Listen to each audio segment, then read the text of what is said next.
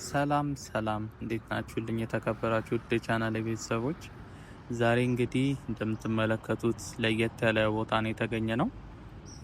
እንግዲህ ባሳለፍነው ሳምንት የገላንጉራ ኢንዱስትሪ ፓርክ በጠቅላይ ሚኒስትር ዶክተር አብይ አህመድ ተመርቆ እንግዲህ ለስራ ክፍት ሆኗል እና እሱን ላሳያችሁ እንግዲህ ዛሬ ወደ ገላንጉራ ብቅ ብያለሁ። እንደምትመለከቱት እንግዲህ በጣም ሰፊና ዘመናዊ የሆነ የኢንዱስትሪ ፓርክ ነው የተመረቀው።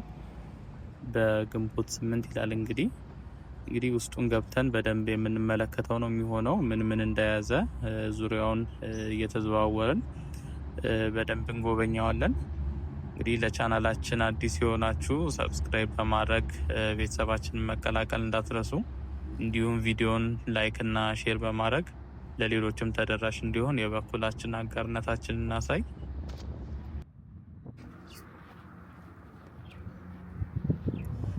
ገላንጉራን ምናልባት የማታውቁ ተመልካቾች ካላችሁ ገላንጉራ የሚገኘው ከኮዬ ወደ ሳሪስ ወይም ደግሞ ወደ ቡልቡላ የሚወስድ አዲስ የተሰራ መንገድ አለ።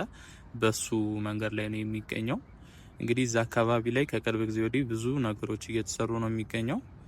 እንደምታውቁት ከመሀል ከተማ በልማት ምክንያት የተነሱ አንዳንድ ቦታ ላይ ያሉ ዜጎችም እንዲሁ ገላንጉራ ኮንዶሚኒየም ተሰርቶ ወደዛ ተዘዋውሮ እንደነበር ይታወቃል። ከሱም በተጨማሪ አሁን በቅርብ ደግሞ ኦቪድ ሪል ስቴትም እንዲሁ ሰፊ የሆነ ከተማ እየገነባ ነው የሚገኘው እዚሁ ገላንጉራ ማለት ነው። ከሱ በተጨማሪ እንግዲህ ይሄኛው የገላን ኢንዱስትሪ ፓርክ ሌላኛው ግዙፍ ፕሮጀክት የነበረ ነው እዚህ እና ይሄም እንግዲህ ተሰርቶ ተጠናቆ ተመርቋል ባሳለፍነው ግንቦት 8 ማለት ነው። ይሄ ኢንዱስትሪ ፓርክ እንግዲህ እጅግ በጣም ሰፊ ነው። ከ93 ሄክታር በላይ የመሬት ሽፋን የሚሸፍን ሲሆን በውስጡም በጣም ብዙ የሆኑ የማምረቻ እንዲሁም የምርት ማከማቻ ሱቆች፣ የሾፒንግ ዌርሃውስ፣ የተለያዩ ነገሮችን በውስጡ የሚያካት ነው። እንዲሁም ይሄ ኢንዱስትሪ ፓርክ በሙሉ አቅም ሲሰራ ከ20 ሺህ በላይ ለሚሆኑ ዜጎች የስራ እድል የሚፈጥር ነው። ከዚሁም በተጨማሪ የራሱን የቻለ የሰራተኞች ካፍቴሪያ፣ ሆቴሎች እንዲሁም ከ400 በላይ መኪና ማቆም የሚችል የፓርኪንግ ስፔስም የውስጥ ለውስጥ አስፋልት እስከ 4 ኪሎ ሜትር የሚሸፍን የውስጥ ለውስጥ አስፋልትም አለው። ይሄ አሁን የምንመለከተው አይነት ማለት ነው። በነገራችን ላይ በጣም ደረጃውን የጠበቀ አስፋልት ነው ይሄኛው። እንግዲህ ከስራውም ጎን ለጎን ለሰራተኞች ተብሎ የተሰሩ ብዙ መሰረተ ልማቶች አሉ። እንዲሁ የመዝናኛ ስፍራዎች፣ ግሪነሪ፣ የስፖርት ማዘውተሪያ፣ ለእናቶች ደግሞ የህፃናት ማቆያም በውስጡ ያካተተ ነው። ውሃም ደግሞ የራሱ የሆነ ጉድጓዶች አሉት። ውሃ ከውጪ እንደ ሌላው እንትን በመስመር አይመጣለትም። እዚሁ ተቆፍሮ ከዚሁ በሚወጣው ውሃ ነው የሚጠቀሙት። ኤሌክትሪክ መቆራረጥም እንዳይኖር እንዲሁ ብዙ ትራንስፎርመሮች እና ጄኔሬተሮች የተገጠሙለት ኢንዱስትሪ ፓርክ ነው። እንደምትመለከቱት በጣም ሰፊና ዘመናዊ ተደርጎ ነው የተሰራው። ሊፍቶች ራሱ በጣም ደረጃቸውን የጠበቁ ሊፍቶች ያሉት የእቃም የሰውን መጫን የሚችሉ ማለት ነው። እንግዲህ ይሄ ኢንዱስትሪ ፓርክ ማንኛውም ዜጋ አምራች የሆነ መጥቶ ተከራይቶ እዚህ ምርቱን ማምረት ይችላል። ማለት ያው የመንግስት ኢንዱስትሪ ፓርክ ሆነ እንጂ ግለሰቦች መጥተው እንግዲህ እዚህ ተከራይተው አሁን ላይ እንደሚታወቀው ከተማ ውስጥ እንደዚህ ቦታ ተከራይቶ መስራት ትንሽ ከባድ ነው።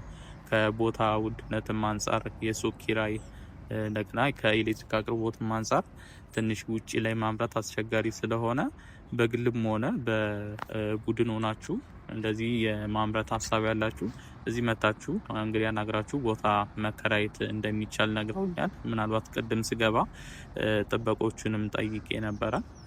እንደዚህ አይነት አገልግሎት ስላለ እንግዲህ የማምረት ሀሳብ ያላችሁ መታችሁ እዚህ ቦታ መከራየት ትችላላችሁ።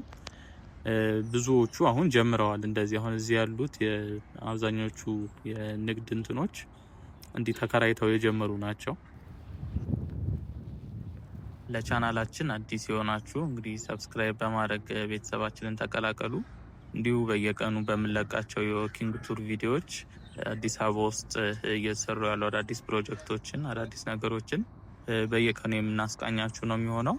እንዲሁም ቪዲዮን ላይክ እና ሼር በማድረግ ለሌሎች እንዲደርስ አጋርነታችንን እናሳይ።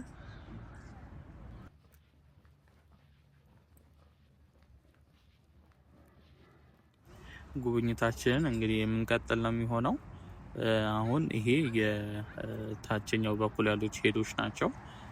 ወደዛ አለፍ ስንል ደግሞ ረዘም ያሉት ህንፃዎች አሉ። ወደ እነሱም ገባ ብለን አንዱ ህንፃ ውስጥ ገብተን እንግዲህ ማምረቻው ምን ይመስላል የሚለውንም ወደ ውስጥ ገብተን እንመለከታለን።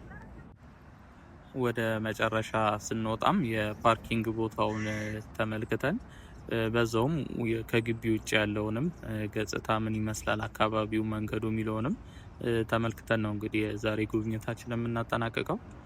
እንግዲህ እስከ መጨረሻው አብራችሁን ቆዩ። በደንብ ተመልከቱት፣ ትወዱታላችሁ። ቀደም ብዬ እንደነገርኳችሁም እንዲህ አምራች የምታመርቱት ነገር ካለ በግልም ይሁን በቡድን ሆናችሁ እዚህ መታችሁ ቦታ ተከራይታችሁ መስራት ትችላላችሁ። በጣም እንግዲህ ውጪ ካለው ገበያ ይቀንሳል ብዬ አስባለሁ። እዚህ ያለው ኮንታክት ማድረግ ትችላላችሁ። እንዲሁ መረጃ የምትፈልጉም ከሆነ ኮመንት ላይ ያስቀምጡልኝ። ምናልባት እኔ ጠይቄ ለእናንተ ማደርሳችሁ መረጃ ካለ አሳውቃችኋለሁ በዛው። እንዲሁም ሰሞኑን ወደ ገላንጉራ ኦቪድ ሪል ስቴት እያሰራው ያለው የመኖሪያ መንደር ለዚህ እሱንም እንግዲህ ቀረብ ብዬ ቪዲዮ ሰርች የማሳያችሁ ነው የሚሆነው። እንደ አጋጣሚ ሆኖ ዛሬ ስለመሸብኝ ወደዛ ገብቼ ለመቅረጽ አልቻልኩም። ግን በዚህ ሳምንት ውስጥ ወደዛ ሄጄ እንግዲህ ኦቪድ ሪል ስቴት እያሰራ ያለው የመኖሪያ መንደር ምን ይመስላል የሚለውንም አስጎበኛችኋለሁ። እጅግ በጣም ብዙ ቤቶች ነው እየተሰሩ የሚገኙት። ከርቀት ሳይሆን ነበረ ረጃጅም ፎቆች ናቸው። ቤት የመግዛት ሀሳብ ያላቸው እንግዲህ ይጠቅማቸዋሉ ብዬ አስባለሁ። ከወዲሁ ምን ይመስላል አካባቢው የሚለውን አይታችሁ ለመወሰን ይረዳችኋል። እስከ መጨረሻው አብራችሁን ቆዩ። እንዲሁ ለቻናላችን አዲስ የሆናችሁ ሰብስክራይብ በማድረግ ቤተሰባችንን መቀላቀል እንዳትረሱ። እንዲሁም ቪዲዮ ላይክ እና ሼር በማድረግ ለሌሎችም ተደራሽ እንዲሆን የበኩላችንን እንግዲህ አጋርነታችንን እናሳይ። መልካም ጉብኝት ይሆንላችሁ።